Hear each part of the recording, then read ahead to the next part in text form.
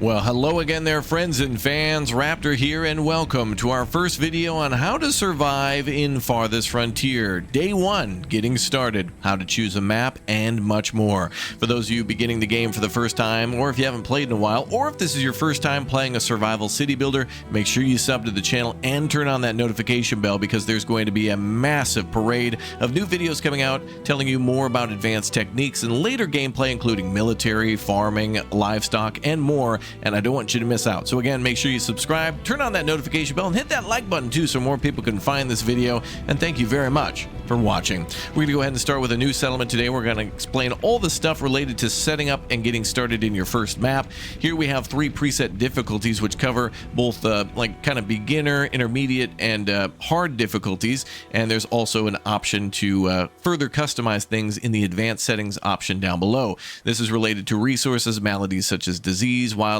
such as bears and deer and other things, and raiders too. Yes, this is a military-based game. You can be invaded, you can be attacked, and you can also go out and attack bandits and raiders that are around your city. So cool stuff there. But if you're not down for any of that, there is a pacifist mode which disables raiding parties, invading armies, and aggressive animals like wolves and bears. So you can play this completely peacefully and just build a beautiful city, although you'll still have to feed people and keep everyone happy. It's not like a Tiny Glade or, you know, Town to City, but if you like those games, you should be able to do this so long as you are able to produce enough stuff.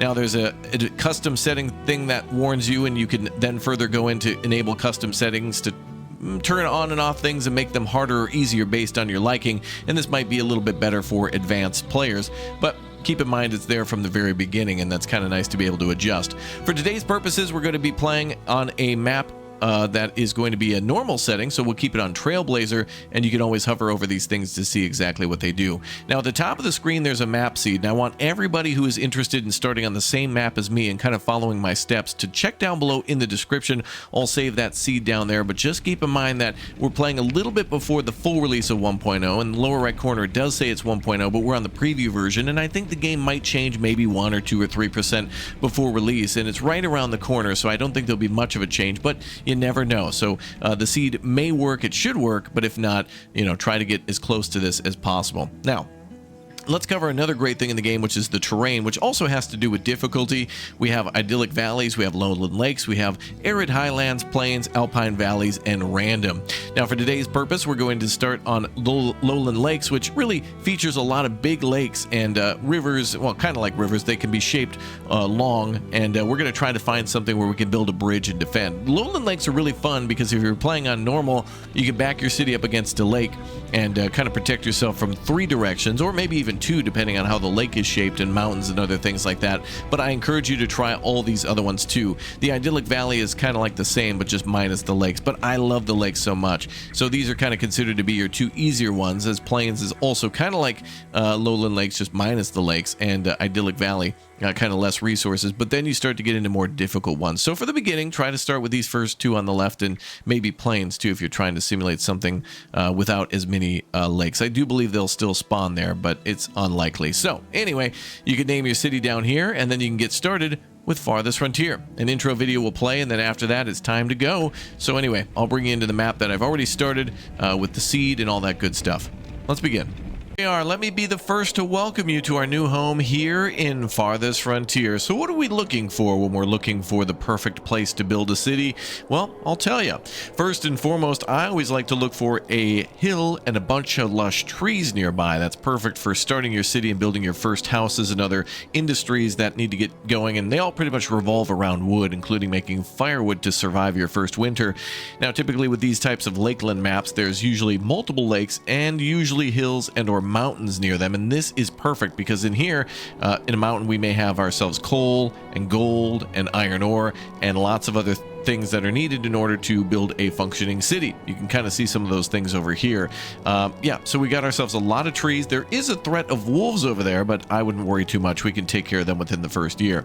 But what's great here is we have ourselves a little peninsula to build a bridge later on, which of course is a new thing added to the 1.0. There's also clay and even some ruins there that we can dig up, and when we get a little bit later into the game, we can build a temple and we can pop a relic in there, which we can get from digging that up, and that could give us a big bonus bonus, like something to do with preserving food or making our troops more effective or affordable, whatnot. So there's also a lot of flat land here. That's perfect for expanding your city into. And another great lake over here with lots of fish, and again, another elevated hill.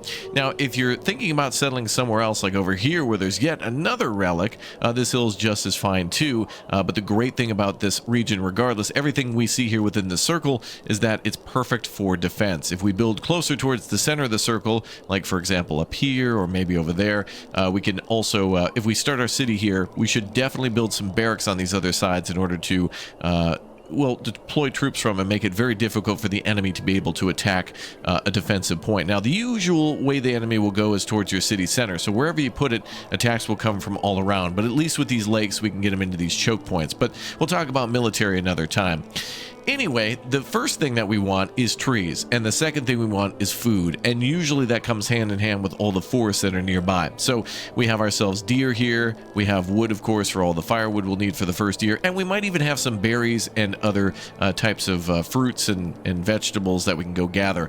But this seems like the perfect space. So I think what we're going to do is plop our city center down over here, and then what we can do is eventually move it too. We could plop this down like it's kind of like a camp for our first couple of years, and then we can move it wherever we want, maybe over here towards the west. But this is what makes this map really good.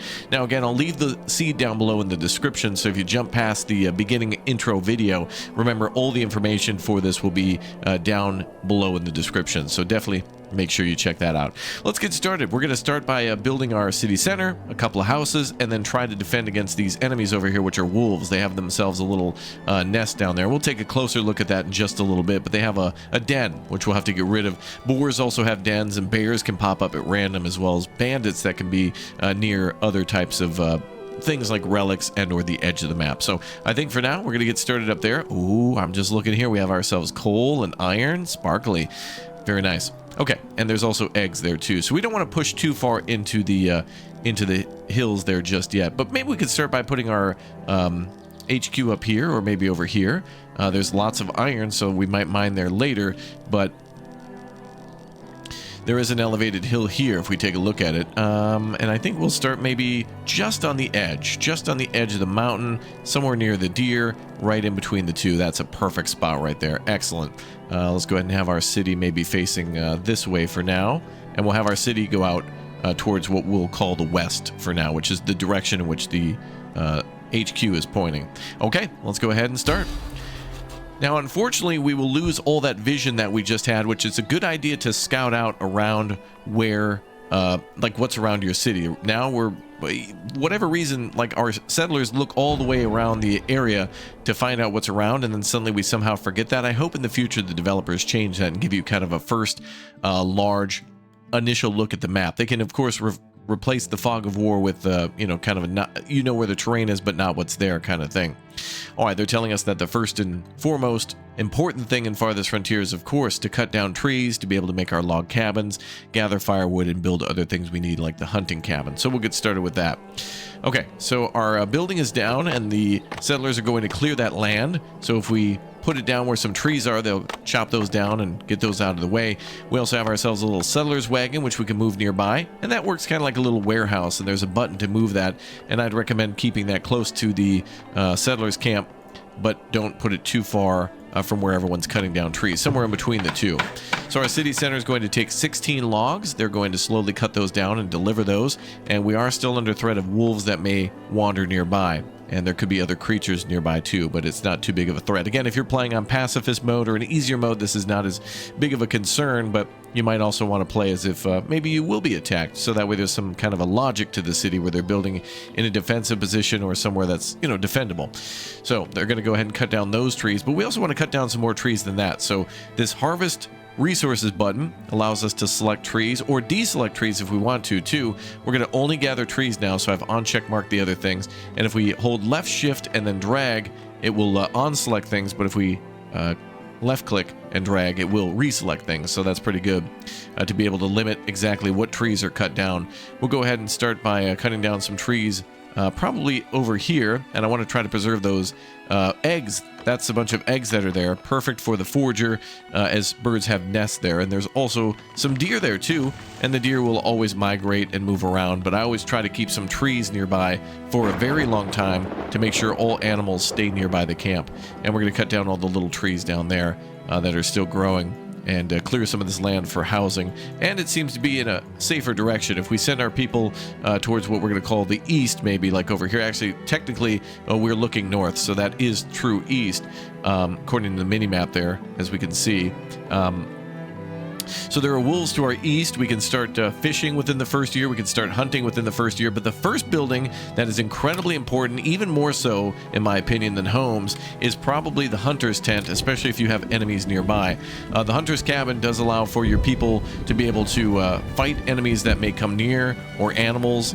He will have extra... Whoever becomes a hunter will have a bow and arrow, a sword, and extra armor, and usually they get in a fight and end up dying of rabies within the first year, but those are your warriors that you should always remember. Never forget those fallen who defend your city, and also try to provide and fight against starvation. They try to provide a lot of food. So we'll build 2 of those right there, and I think we should have more than enough trees being cut down to build those, as well as some other homes. So under housing, that's where we're going to find our homes, and the shelter will become unlocked after you first build your town center. So housing is not even allowed until you've actually built the town center. So that's why I always start with the hunting camps. You can also start thinking about where you want to put down your wells. If you click on the well, that's going to be needed for water later. You can kind of see where the darker colors are, where more water will be provided. So we'll get to that when we start laying out some houses, but it might be some things to do in the meantime. There's also the mining of stones, and as you may have seen, the well and a couple other buildings take stone at the beginning too. If we click on each of these individually, you can see that they have like 18, 32, or 8 stones there. You know, bigger is better usually with the stones, so we'll harvest those individually. Now, one of the biggest tips that I have, and that I'll bring up a little bit later in another series, is blueberries are incredibly important. If you can find blueberry bushes down by the water, you can actually move those and build them near your foragers and have almost like a year-round blueberry farm, which will grow, and eventually there they are over there. Firewood, they're telling us now that we need to start providing firewood for our people for winter. Time goes very quickly in this game, and it's not recommended to speed up time in your first year. So just keep in mind, you can always keep, you can click this little orange diamond here at the top, and you can keep an eye on what time of year it is. Right now it's mid-spring of year 1, and we absolutely want to have our houses done by mid-autumn, and we'll try to do that. But over here, blueberry bushes are prominent, and there's a little yellow button right there where you can move those, and we'll talk about that a little bit later and how you can organize them. But yeah, it's a great way to build a forager and have them have constant farming duties throughout the year. But we can always farm other things such as greens, and by that I mean forage, for our first year, and then eventually farm them. So it's things like cabbage. We can also grab mushrooms, birds' nests, those types of things. So that's probably the second thing we're going to build next to our hunter's camp. So let's go ahead and do that. So we have our forager shack. We'll probably plop that down, 2 of those as well. And I'm usually doing 2 because 2 for the hunter is good for defense, and 2 is good for the forager because pretty much immediately all land is forageable. Like everything around you will be able to be foraged from. I mean, even if you're in the middle of like a meadow, there's then tons of greens, and that will give you more like area, and you'll be able to place a work area for that, and we'll talk about that in a little bit. Okay, we also want to do firewood. So the forager's bringing in like fruits and berries, the hunting cabin's bringing in meat, and now we also want to start making firewood. So under resources, we have a firewood splitter, and they'll take the logs that we're already cutting down around the camp and turn that into firewood. And people don't really want to live next to that. It's just kind of noisy with the constant, you know, chop, chop, chop. So people kind of just want you to build that somewhere where it's, you know, they can have some peace and quiet. It's not a bad building. It doesn't really pollute. It's just kind of a noise pollution thing. So you can build that somewhere nearby the city and somewhere nearby where you're going to be doing all your maybe logging. So we'll maybe plop that over here. That's just fine. And then it shouldn't impact the hazelnut bushes over here too badly, or any of the... Actually, those were hazelnuts. I may have said that those were eggs before. These are actually hazelnut bushes, but important to keep those trees there, as eggs can also be found somewhere else too. They could be nearby. Oh, looks like there's a carcass there already. Something, there was a carcass, so that could have been a deer? Maybe somebody's hunting already? All right, work areas, very important here. I'll briefly break down what they're talking about. If we click on a building, this little circle here called retarget building work area is incredibly important for a ton of buildings at the start of the game and throughout. We can then kind of lasso what we want the hunter to go hunt, and right here we see that there's a bunch of deer based on that image, and that the supply is very high of deer. So we're going to go ahead and maybe try to encapsulate this and another group of deer right over there. And they may migrate, but yeah, we're going to take advantage of those deer right away. And we're going to do the same with another secondary hunter's camp too, just to make sure we're hunting all of the deer that we can for the first year. Make sure we have plentiful food. Now, this game also takes into account scurvy and other diseases, so it can be very brutal and hardcore. Everything from fractured bones to bubonic plague to typhoid and dysentery, cholera. There's a lot of the diseases that were present, you know, maybe you might hear a lot about in the Oregon Trail, and then some, like worms, for example, if people don't have proper shoes. So don't let that intimidate you. A lot of that doesn't become a problem until much later, but one of the things that could happen within the first few years is scurvy from not having any sort of like fruits and veggies. So things like greens, which we'll just kind of refer to as just cabbage, I guess, and also berries are very important. I think other things contribute to that too, like hazelnuts might count as something that prevents scurvy, and so you want to keep an eye out for that. There's even more deer there. Wow, crazy. As we wait for things to get cut down, let's take a look at what's around us. We have coal and clay, and it's totally okay to be able to build on top of these deposits. Right here is kind of where we want to build the city. So yeah, there's 6,000 coal there, which it's a shame to build on top of, but we have a very deep coal deposit there, and we also have like another one there and even more over here. So yeah, it's perfect to be able to build them later, but there's probably more coal nearby, and we don't have to immediately be concerned about what's in front of us. We'll just first need to survive our first year. So you might want to build around those things, but honestly, if you're building in your first year next to your town, you can build over things, and that's okay. There'll be always plenty of coal, and there'll always be plenty of iron ore. Over here's a little survivor's camp. We can go ahead and try to salvage this. If you find a little destroyed tent, you can ask your people to go salvage that, and they'll walk over. That could have some bonus materials for us or food. So again, a very important thing to find that is just as much as the relics. And we'll ask our forager to go over here, where they'll be able to start picking greens and blueberries. And looks like another one's going up now too. They're clearing the land for the logger as well. The firewood cutter, which will take advantage of the logging. And everybody who's unemployed in the game becomes a logger. If you press P or click on villager profession, you can see how many people are actually in the city. And we've got 8 people working as laborers, and we want 4 people to be assigned to builders, but it's a minimum of 4. So if anything needs to be built, or at maximum, people up to 4, half of our people will go over to build. But 8 people are essentially going around cutting down trees, mining stone, and also sometimes building houses. So we'll have to get that number up. But you can see them working hard, clearing the land and getting things ready for building. So that's good. And then we'll get this down as well, the town center, and that will help us out. All right, let's see.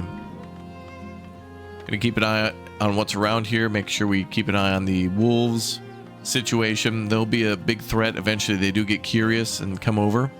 But this whole mountaintop could eventually be ours. We can even terraform and flatten it, and it could be a fortress. And even that bridge could be a way to fortify, as the enemy might have to come across that bridge, and we can kind of lure them into an attack. Kind of nice. In total, we have 12 villagers. 7 of them are adults, and 5 of them are adolescent. Which is interesting because somehow we had 8 workers, so I'm trying to wonder how that plays out. But we're going to go ahead and keep on asking people to cut down trees. And eventually the deer will move around. It's okay if we cut down their home a little bit. They will migrate around.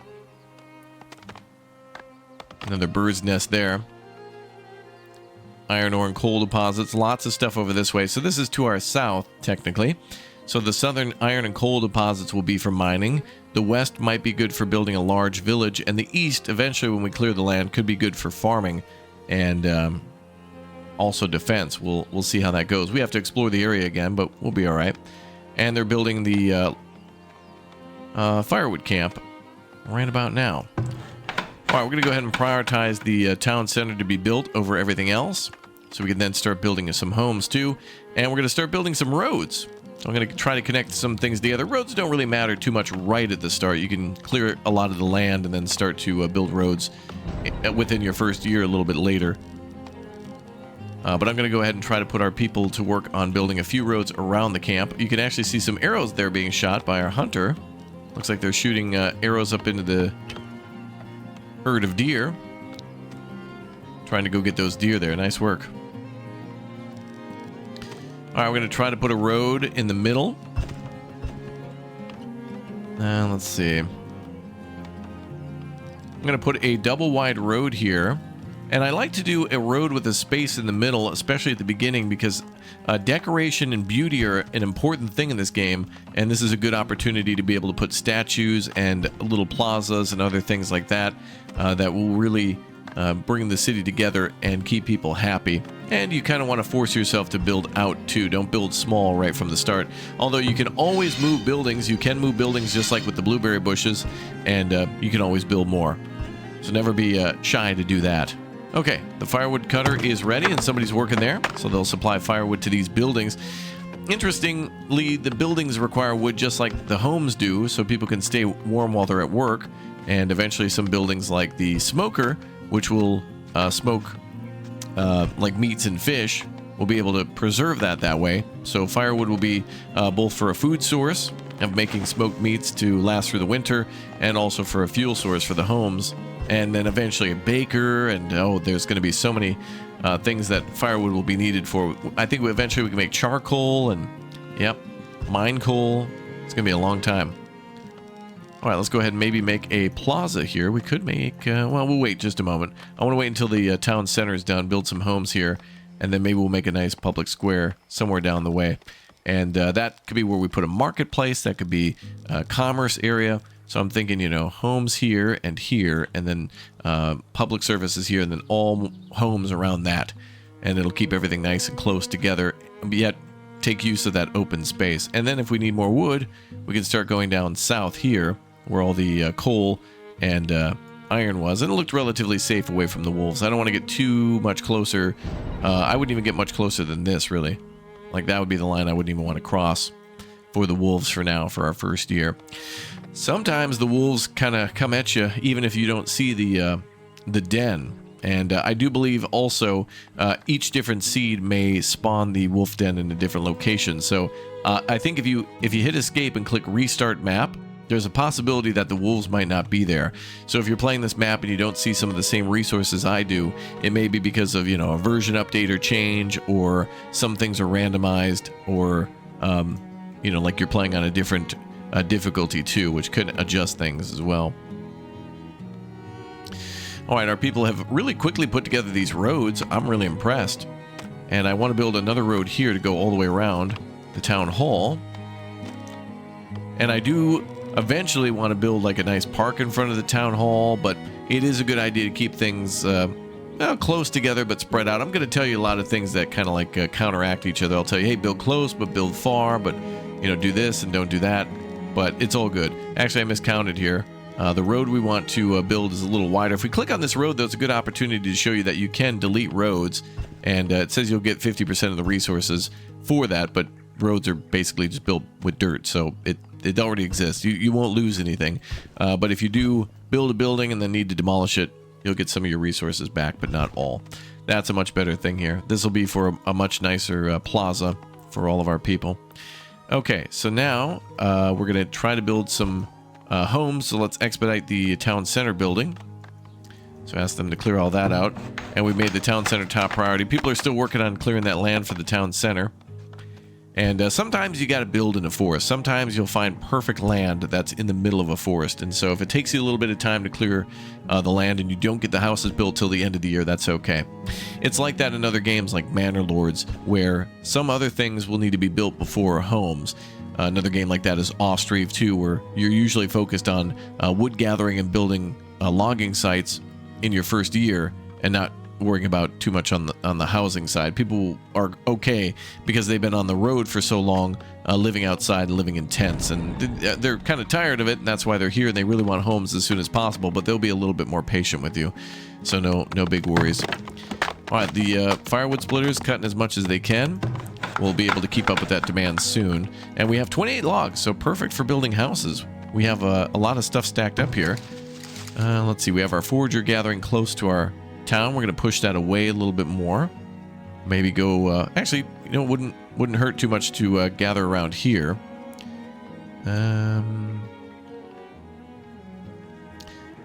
Right around there would be all right. Well, there's hawthorn on the other side. Let's make sure we get that too. There we go. So some things are seasonal. Blueberries will only be ripe and ready for picking for certain times of the year. I think there's also sumac and hawthorn in the game, and maybe some other berries that are all at different times of the year, and same with mushrooms. So year-round, the forager is useful even if things are grayed out.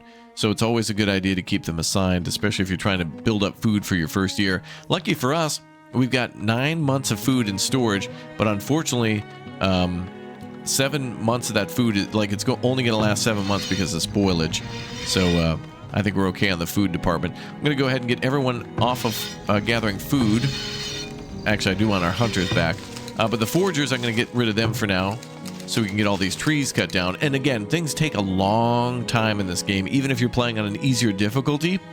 I understand a lot of people want to go for a higher speed, but I do believe because they're not doing as much while time is flying by, they're kind of not getting as much done per year.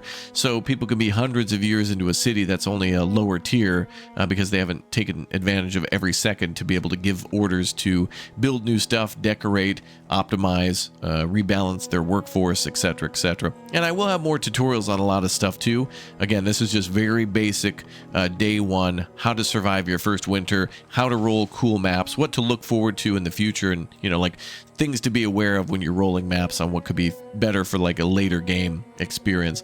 But this is, again, perfect for your start with a lot of free land and lakes. I always go for the lake maps. I always like having a lake nearby, even if it's a smaller one, and you can get that in a majority of the maps too. So that's good. All right, looks like the last of the logs are being removed, and we'll be able to build this building here. Looks like just 6 logs need to be delivered out of 16 that are needed for the town center build site, and they've already started construction by putting down the initial frame.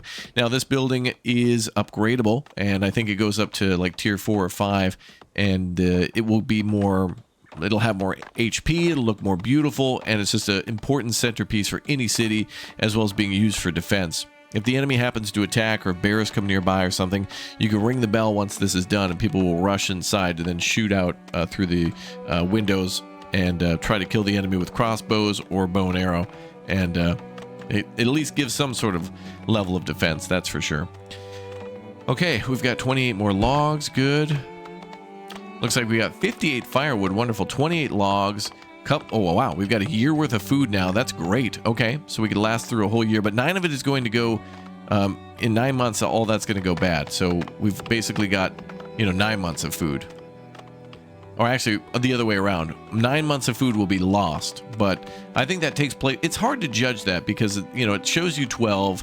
You're always going to be constantly producing food, but then it'll tell you that, hey, you're going to lose some to spoilage. But the rule of thumb is always just continue to produce more. More people will move in all the time, and forces are always working against you to where those foods all have different levels of spoilage. Like smoked meat will last longer than raw meat, but then also bread won't last as long as like, cheese, something like that. So definitely work on preservation and smoking and things of that nature. All right, the hunters are done, and there is our town center, all complete, looking beautiful. Let's go ahead and then start with our housing and start plopping down these houses. So I'm going to go ahead and put down 6, 3 on each side. That'll give us room to expand in the future on the backside of those homes. So I'll make another little extension here for our main road, and then maybe we'll put a public square at the end here and or a market, but we can always change the roads. This is all just placeholder for the future. Don't be afraid to lay things out a little bit in advance. And you can always build things without having the material to do so. Okay, let's start with those 6 homes there. And let's move our wagon closer to the town hall to be better defended. We're now in late summer, so autumn is right around the corner. Didn't look like we did much this first year, huh? But, you know, you got to give it to your people. Land has to be cleared, and a lot of materials have to be gathered in order to prepare. And logs are always constantly an issue. We'll need that for heating and for building shelters, so it's always a thing. And eventually more trees will grow throughout the year, too, so don't be afraid to go back and repaint some trees to be cut down. They will regrow, but can be done so faster with a forester building. And they can grow trees for you at a faster rate. All right, 12 out of 12 on the population. We'll provide more homes. 12 out of 16 now. So now we have room to grow. We got plenty of homes for everybody. And we're out of wood. No surprise there, huh? You're always going to be tugged in different directions in this game to do alerts will be blaring and you'll kind of panic at the beginning and be like, I have to do all these things at once, but just pick one thing and try to do it as quickly as possible and then move on to the next, and you should be okay. All right, things are going pretty well, I must say. And food is adjusting based on consumption. And we also have this, knowledge, which is important. Now we have 6 to begin with, so I guess now that we've started our city, let's start talking about the first moves for technology. Now in this game, there is a massive amount of tech trees here. Oh, and it's going to be 6 months until we develop our first. So your people are always thinking about ideas to make their lives better. And so starting at the bottom of the screen, there's a lot of research to work up towards the top that has to do with like military, economic, civil, maybe even like food production, mining, and like smelting, like metallurgy in general, like all sorts of things from quarries to blacksmiths, and like even building monuments and end game goals. So at the top, there's some things that we can build, like the Gate of Valor or the Beacon of Culture. And starting at the bottom, it might be best for us to start researching things that might increase research overall. So I think the first thing to always get, it should be this one, Natural Philosophy, which gives you a 20% faster knowledge generation. So your first knowledge is just basically researching more knowledge.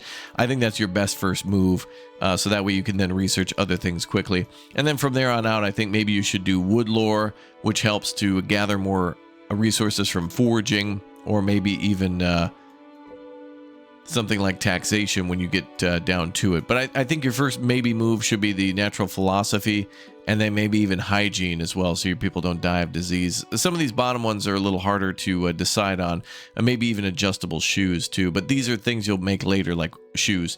And I think that'll be within like the first 5 years or so. I mean, there's no urgency for that, but again, philosophy is your first one, then get more knowledge.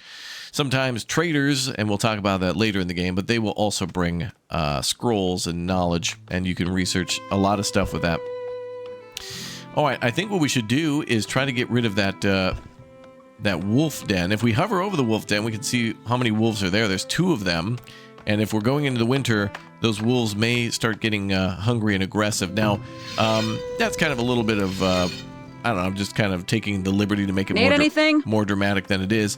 I think really the wolves will prowl around all year, but in the winter you might hear wolves howling, but I don't think they're any more active in the winter than they are any other time of year. So we're going to go ahead and have our of course, our hunters move over here, and we're going to find the other one now. Let's see where they're at. We got one of them. I want to find the other one. Where are they at now? We'll just click on them. What is it? There you go. As you wish. Okay, so I'm going to have both of our hunters come over here and basically be a military unit for us. And look at that. More people wish to join your settlement. More people await word to join your settlement. Amass 4 months of food and 6 houses. Well, luckily we've already built the 6 houses, so that's good. And we've already got the 4 months food supply, so we've headed off the first goal at the pass. Look at that. Maintaining a significant food stock will help attract more people to your town. So if you're trying to get more people to move into the city, which is way faster than people having a baby and then that baby becoming an adolescent, going to school and growing up, if you're looking for more hands quickly, especially at the start of the game, you got to go towards food. So hunting, foraging, even if you know, it's all going to go to waste. It's a marketing thing. So think about that as your marketing cost for your city. People want to move in where there's a lot of food. As you say. Okay, so we're going to have both of these people go up there to the top of this hill near the wolf den, and we're going to have them start attacking the wolves. So again, remember, they're wearing kind of more protective clothing, kind of armor, like a leather jerkin or something. And if we click on them, we might be able to see. It doesn't say, but they do have bows and arrows, which are stored inside that wagon from the beginning. On it. So if we hover over the wolf den, we should be able to see where the wolves are. There's one to the left and one to the right. And we're going to go for the wolf den itself and ask them to shoot that. So we've right-clicked on that, and they're going to move closer to shoot at the wolf den and eventually destroy it, removing the threat. But if we do that, the wolves may be alerted and start attacking. So, oh, yep, all right, hold on. Predators are now attacking. Now, it's a great idea to pause. Get your finger over that space bar and get ready to, you know, kind of like do micro... What is it? Like micro movements here. We're going to micromanage the thing. Now, it is more ideal to engage the wolves from distance because of rabies, and so we might actually have to bite the bullet on this one, and one of these people may die. But ideally, I try to attack the wolf den so the wolves attack me from a distance, but in this case, we don't have a luxury for that.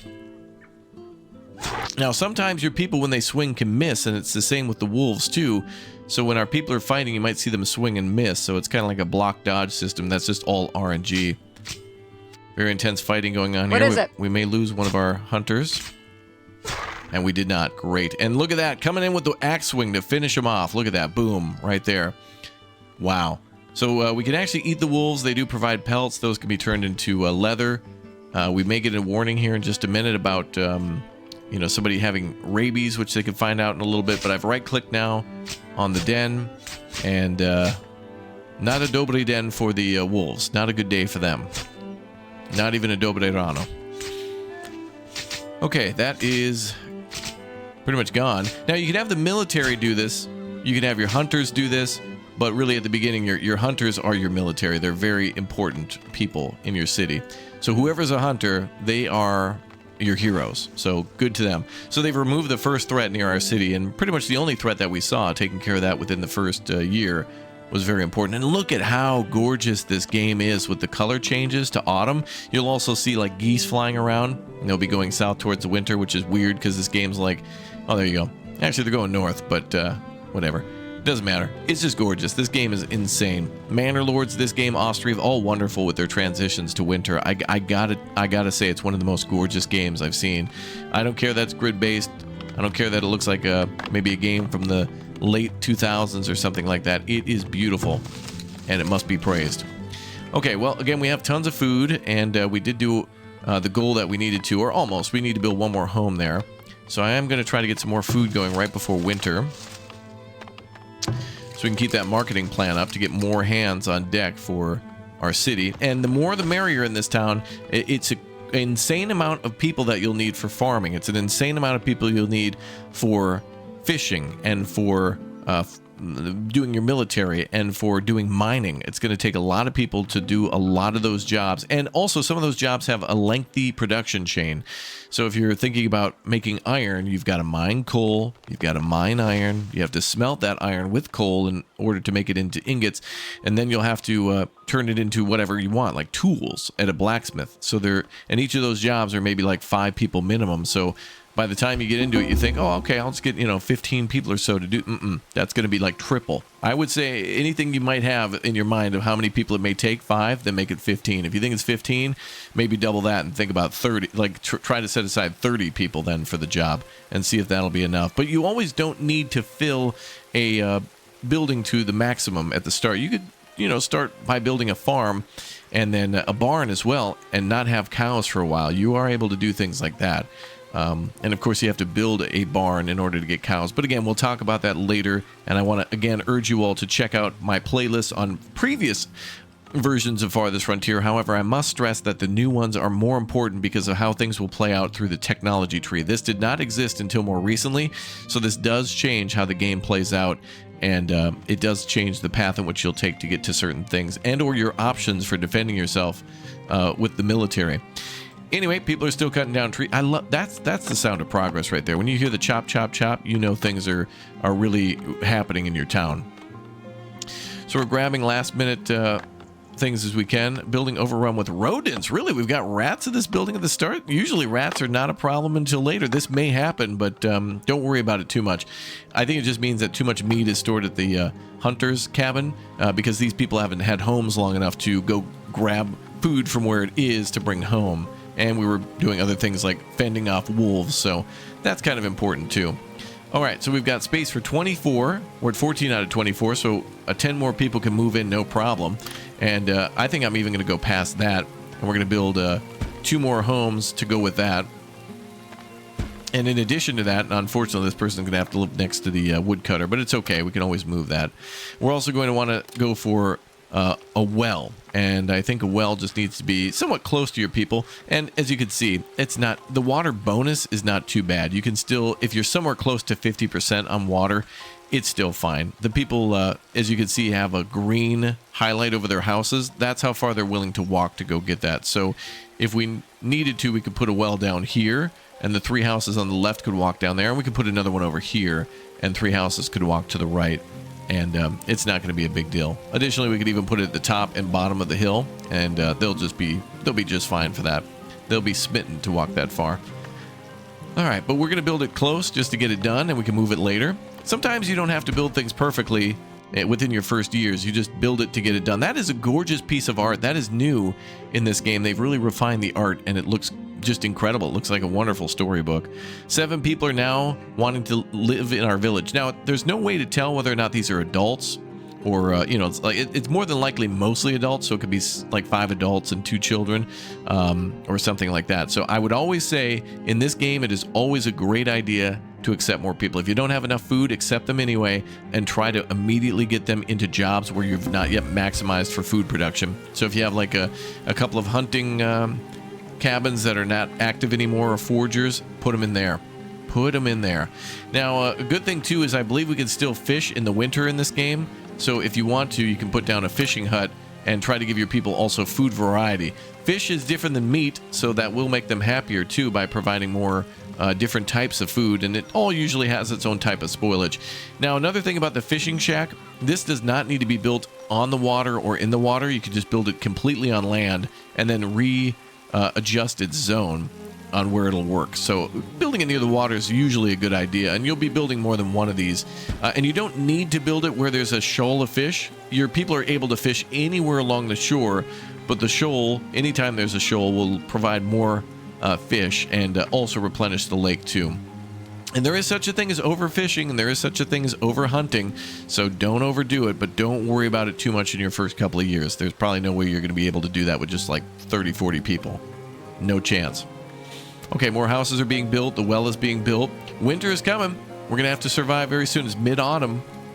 And you can imagine how busy your city's going to be throughout the year with all the different farms that would be harvesting by now, putting all the grain inside the granaries, putting all the vegetables inside the root cellars, and then getting ready to bring all that stuff to market and or preserving it throughout the year. And the market is something we'll build a little bit later. And again, if you've ever played a Sierra City Builder, or even if you haven't, just keep in mind your city needs to be really close together in order to take advantage of what I showed you previously with the well. A lot of buildings have a range, and so if you're building something like a hospital, or if you're building something like a maybe like a defensive tower, all those things will be able to have a certain range to them. A defensive tower is a little bit different than a well, but basically what I'm saying is if you're trying to cover an area, it's very important to make sure that you're kind of all together. So if you build a beautiful park on this side of town, over here on the left, it might not make anybody happy over on the right side. And it's the same with the archer towers, where if you build them up high, they will do more damage to all the enemies below them because they're higher up and, I don't know, can just shoot better and faster, but you will need to worry about coverage. A bustling market would help generate gold and attract new settlers to our growing town. Market stock houses and generate gold based on the number of houses in their work area. So this is a weird way to generate money at the start. I always thought it would be like taxes or something like that, but gold will eventually be needed for traders and for paying our military and other important things. So we're going to go ahead and go for that as our next goal. which is locked right now. We cannot build the market until we build a saw pit, and we also have to build a storehouse. So those two things are required in order to build that. So let's go ahead and start on the saw pit and the storehouse. But it looks like to build the saw pit and the storehouse, we need a stockyard. So we'll need all those things first. So let's build a stockyard first. That's in storage. And the stockyard is where our people can store stone and wood and planks, pretty much everything that's a building material. And a lot of that stuff could be stored outdoors at this building. And it doesn't matter. Like if you store logs outside in this building, even though it's exposed to the elements, it won't rot. It preserves a lot of that. So it's all good. And maybe we could build that closer to the forest, where we're going to start chopping down some trees back here. We'll try to preserve the area of the hazelnut trees there, but I think what we'll do is plop this here for now. And a lot of things in this game are temporary. By the way, press tab to rotate your buildings, and make sure you have a good look at the controls of the game beforehand, or just pay attention to all the buttons down here in the lower right corner, and there are hotkeys next to them on what they will do, and a good explanation of what they do as well in the encyclopedia, which I think you can access. I can't quite recall. Anyway, there is a way to access a lot of information. Here it is down here, the question mark on the lower left side. There you go, tutorials and hints. So make sure you take a look at that. All right, it is now snowing. The beginning of our first winter is here. Now, this game has a quote-unquote day-night cycle. When it becomes winter, it gets a lot darker out, as it would in the winter months, but also this game kind of simulates night with that. The developers did say that they wanted to put in a day-night cycle, and they did through this. This is how they intended it to be, since time passes so quickly, but they still wanted there to be kind of a feeling of progression, not only of the seasons, but of time, so they blended those two together. An interesting and actually kind of cool move, on my opinion. I think it's rather neat that they did it that way. Look at that. We're already at 21 out of 28 people. That's crazy. I'm going to go ahead and build 2 more homes. But oh no, an impending blizzard. This does not happen all the time, but this is an interesting curveball the game threw at us. The game could throw at you, invasions, blizzards, droughts. In this case, we have ourselves an impending blizzard where people are going to be using way more firewood to keep warm, and there's an extremely high risk of frostbite if people don't have the proper protection. Now, through your first years, you won't have to worry about that too much. People already come pre-equipped with warm clothing. These are things we can make later, but this is a worst-case scenario. So keep in mind that if you're not facing a blizzard, you'll probably be okay your first year. If you are facing a blizzard, like I am right now, we're going to have to really make important use of our firewood. So we should probably get another person on firewood cutting and get everybody else assigned to cutting down trees right now, like right now. So I'm going to go ahead and dedicate more land to logging, and we're going to need to be able to replenish the firewood that we're about to use next year too. Firewood's always needed, so we're going to go ahead and authorize them to cut down a lot of trees there. I don't want to cut down too much, but I want to cut down a lot. And I also want to assign people from other jobs, unassign them. So let's go ahead and remove people from foraging. The hunters, again, those are our military, those are our protectors, and of course, you can still hunt in the winter months, so they'll still go find deer. So they'll still bring in food for us, but everybody else we want, quote-unquote, unemployed. So we have 12 people ready to cut down trees, and like 3 out of 4 people building. We've allowed for 4 people to do building if needed, but everybody else should be cutting down trees. So you should hear... Yep, a lot of cutting. Now, we're also supposed to build a saw pit next, and these are things that'll be needed next year. Market you probably build by the beginning of year 3 at the latest, the spring of year 3, and spending the next couple of the next year working on leveling land or really clearing land for more building. Here we're pretty lucky, so we might be able to do that early. So we have our stockyard going down. Actually, it's already down. And then we can work on our next thing, which is the storehouse, but I believe that might take wood. So the saw pit would be next, and then the storehouse should be here. No, the storehouse actually takes logs. So that stores goods, such as pottery, maybe some of your arrows, other things like that that might already be on the wagon. But don't worry about it. The wagon does have its own capacity. I always like to try to keep that wagon alive. So, yeah, here it would store things like bows and swords. Keep in mind, too, you only start with so many bows and arrows. So if you build like 9 hunters, that's not going to cut it. You can only do like a couple, 2, 3, that kind of thing. So let's authorize another thing to go down here. Storehouse.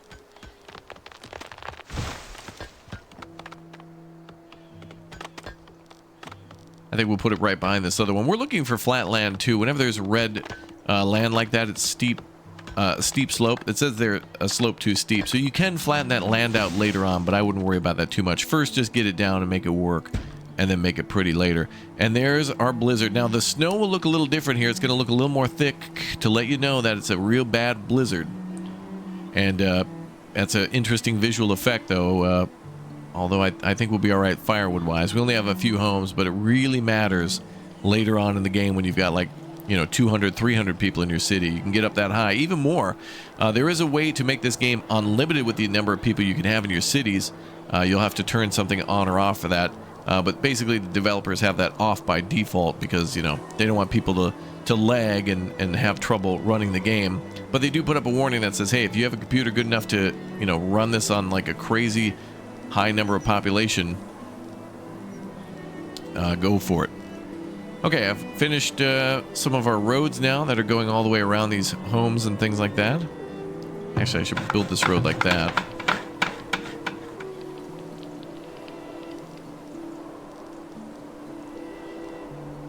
Kind of hard to build in the winter because the snow actually does get in your way with the blizzard. This only happens in the blizzard where the snow is really thick. Kind of hard to see what you're doing. It'll stop if you move your camera a little bit, and you can see for just a moment like that. But then it comes right back. It's crazy. Well, it looks like the wow. All right, things are full at this forager, so we'll be all right with food. We'll be all right with firewood, I think. We need to start making planks now. And that's after the storehouse is built. And that is going down too. So maybe we'll put the logging camp near where the stockyard is, right there. Just across from where the logs are. And we'll start cutting down all those trees. They should all be cut down there. But again, we want to leave some alone. Leave room around the hazelnut bushes so they're kind of protected. And I guess we're going to start making this bold mountain. Because I want to cut down all the trees around here. And the deer will be okay. You don't necessarily need trees for them. They can live out in the meadow and stuff too. But I try as much as possible to preserve their habitat, since sometimes they're usually near other things that might need the trees, like mushrooms or blueberries, which I think are more plentiful there. But unfortunately, things won't randomly grow. I do wish that as you played more, numbers of new berry bushes or something would pop up, but you can only get what you get. So if you're trying to make a big, lush blueberry farm, you only get as many that are on the map. You can never buy more or plant more seeds or anything like that, unfortunately. But, you know, it is what it is. Looks like we'll need some more stone to build some other things. So we'll authorize more stone to be mined. Well, actually, they got a good number here. Okay, we're now in the middle of our winter on our first year. We do have pretty much everything everybody wants for now. And we just need to unlock that market. I feel like the market, after you build that, the next thing then is to build your trade depot and work up towards that. And the market will start to generate money for you. And for your first few years, you're going to want to trade things like, you know, any gold that you have from generating, let's just say tax dollars or whatever, from the market trades. All that money that you get from the marketplace probably should go towards some other things that I guess we'll discuss in a future video, but just keep in mind that that's going to be your way to generate money, and I'll advise a little bit later on what to get in the market in other videos too. And I'm going to go ahead and cut these roads down to make a room, a nice spot for our market down here, maybe where the little well is there.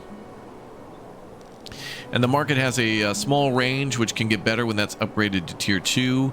And it's going to be like fitting things in here like sardines. And it does make defense a little bit easier if you have a small city. If you go to build a palisade around here, any sort of walls, you know, the more compact your city is, the less guards you'll need to defend the walls, because they won't be as large. And you're not defending empty areas. You're actually defending an area with a town in it. Okay, 20 more logs there, 8 more logs there. We have none. Firewood cutter, though, is doing okay. I'm going to go ahead and actually take somebody off there because we're up over 100. I'd advise make sure you always have 100 for your first maybe 10 years. And then I'd say for the next 20 years, after you're like 19, make sure you have like a surplus of maybe about 500 or a population of about 500. So after you're 20, you know, make sure you got a big stack of that. That's usually when you're hitting those numbers. depending on how you're playing, or what difficulty too. All right, everybody's in there sleeping now. I guess the blizzards are kind of over. Looks like it's not as violent now. And we're still in midwinter. Everybody hiding inside. And let's go ahead and make sure we cut down all those trees. Exposure. Villagers have succumbed to the bitter cold of lack of shelter or sufficient warmth. Villagers are dying. No, they shouldn't be. Who died? What? Somebody, Oma here, died inside of her home. Well, now we can talk about desirability and death, though. There's your desirability marker for decorations. That'll be a little bit more important after you build your market and start to upgrade houses to tier 2. But this is strange. Why did this person die? Whoa. Oh, it looks like multiple people are dying. Wait a minute. What the hell? Well, it looks like this family moved into a house and didn't go acquire firewood. We have 112, and this does happen in this game sometimes, where people will have kind of goofy deaths where you are providing enough food, you are providing enough clothing and shelter, and people are just dying due to derp. So wow, 3 villagers died due to that? No way! But this is a good opportunity, though, to show what happens. If any of your people had died in the first year due to a random bear attack or the wolves or whatnot, you do need to bring out your dead. So it is fairly simple to build a graveyard, although I will advise to build it far away from your settlement, so that way you don't have to move it later, or you don't want to dig up any graves or anything like that. But also you don't want it to block your city, unless you want to make it a nice centerpiece for your city and have a, I don't know, downtown graveyard. But most cities don't have that. Some do, but for your starting city, it might be easier not to do that. Wow. Okay, well, again, remember, this blizzard happened and is very unusual. But if you did everything I said, you should be okay in your first year. But I'm glad this went wrong, because it does show that things will do go wrong. What else could possibly go wrong? That was the first thing that went wrong. Anyway, where are graveyards? Let's see. Housing, storage, resources. I forget where those are. Ah, yes, it's explained in the technology tree. Luckily, the game does a very good job of explaining that tech. But now that we've generated our first knowledge, I'm going to invest that in our natural philosophy. That's going to be my first investment right there, which research is more research, basically. And then, oh, there's the graveyard here. Under amenities and services, there's our graveyard. It will take stone to build, and I'm going to put that down over... maybe at the foot of the mountain here. And I'm gonna do like a 3, 4, 5. That's a 6. Let's do a 5 by... We'll do a 5 by 5 there, just to get us started through the first year. I wish this game actually would... I think the devs need to do this, is show the size of something grid space wise. Otherwise you can always audit it when you try to build a road or something like that and see that. But it would be more helpful for farm fields and things like that. I can't believe 3 people died due to a lack of firewood. And I can't believe more people moved in and still are refusing to go get firewood. Now, a market is usually where everybody will go get stuff, but typically in this game, people are smart enough to go to where the resources are. Like your first year, you're probably not going to build a root cellar. You're probably not going to have your storehouse done. And definitely not your stockyard maybe, but your storehouse probably not. And that's usually where they go get wood, and that's why a marketplace is important. A marketplace is, when it boils down to its basics, it's a delivery center, right? People will have all of their needs, and the people at the marketplace, rather than the people in the homes going to get what they need, the marketplace will just deliver everything they need and make sure they're fully stocked. So the homes will have a less and less need to stock themselves, and they can go out and do their jobs like ironworking and farming, and then when they come home, the house will have things that they want and need, like water, soap, food, extra clothing, and the marketplace is good for that. But yeah, if you get an impending if we were playing on a higher difficulty, that would have been absolutely rip. So anyway, let's go ahead and wrap this up. That is basically your worst case scenarios, and your plan for your first year is just quickly build those houses, and in your second year, try to exponentially grow. Start cutting down way more trees to gather that wood, and start focusing on that market. And those pop-ups should guide you towards your next goal, which in this case for us is the marketplace. after we unlock the saw pit. So once we clear the land for the storehouse, which they should get the logs from clearing the land, and once they build the saw pit, they should get the logs there. Then we could do that. There's policies in the game as well. And those policies are sometimes unlocked through research, but I wouldn't really recommend that at your first couple of years. These are things like prohibition and weapons deals and trading, and those are things you probably won't deal with until you're starting your trades and probably a little later on in your research. So there you go, folks. Surviving your first year. We are now in early spring of year 2. There's how to do it in Farthest Frontier. Let me know your questions down below in the comments section. Let me know if you have any concerns or want any other guidance on things, and I'll be happy to help. But this should be a great starting map. This should be a great little starting city and a great starting location in it. But yeah, if you have any great seeds, share them down below, and I'll be happy to bring them up in future episodes. Thank you very much, everybody, for watching. Y'all have a great day, and happy 1.0 to Farthest Frontier. See you all next time. Goodbye.